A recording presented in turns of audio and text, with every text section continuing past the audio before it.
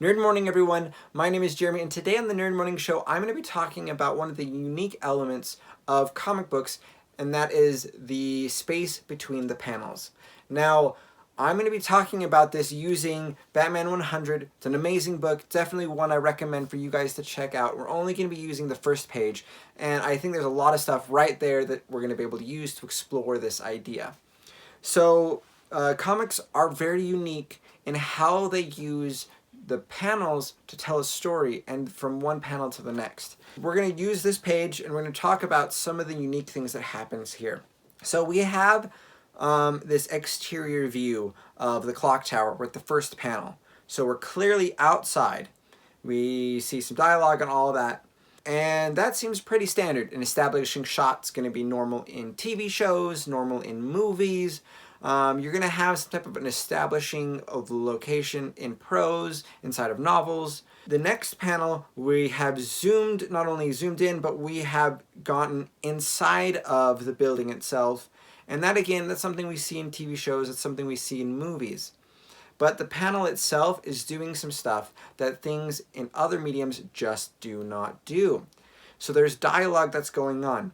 Batgirl is talking, the computer responds. Batgirl talks, the computer responds again, all while she's taking off the cowl in this, right? That moment, she's having her cowl mask, that's in her hand. And she's frozen there in time. There is no passage of time that's being physically represented.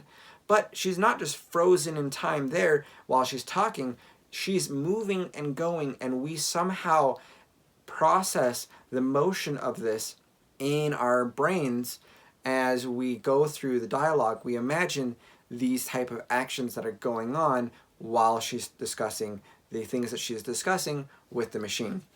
Now the next panel over, she's sat down on the computer chair. It looks like she's maybe pulling it in and she's focusing in on the computer. And so between this earlier panel where she's taking off the cowl, she has set down her cowl, she's somehow put that away, she has pulled out the chair, she's sat on the chair, and then currently she's pulling in the chair as she's like settling in the seat. And so there's a lot of things that are happening between that before panel to that after panel, and that in between has all of this action. And that's something that we have to interpret as a reader in order to be able to make sense of sequential art. We go from one piece to the next piece, and this gap, this jump in between, has a lot of the story. And we get, as readers, we get to kind of create what is going on between the panels in our minds.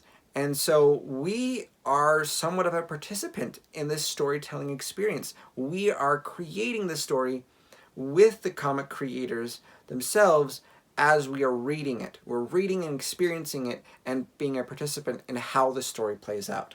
The next panel over, she is picking up her glasses. So she's settled in, she's getting things figured out. There's actually a physical break in this panel between the next one, and whether it's a physical break or it's just a line, either way there's still like that gap, as it were.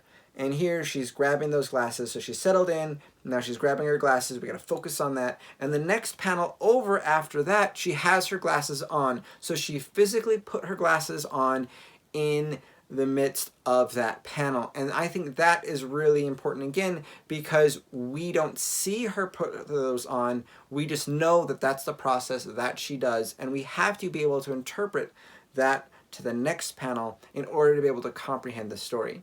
That's something our brains just do automatically. So that actually means we're more highly engaged with this comic book storytelling process than we might be with other things, because we don't have to process and interpret those kinds of things in a movie or a TV show. We see the person put on the glasses, and we have a different experience, particularly with comics. Now this does some amazing things, because there'll be some panels where we'll have a villain punching at the hero or the hero punching at the bad guy.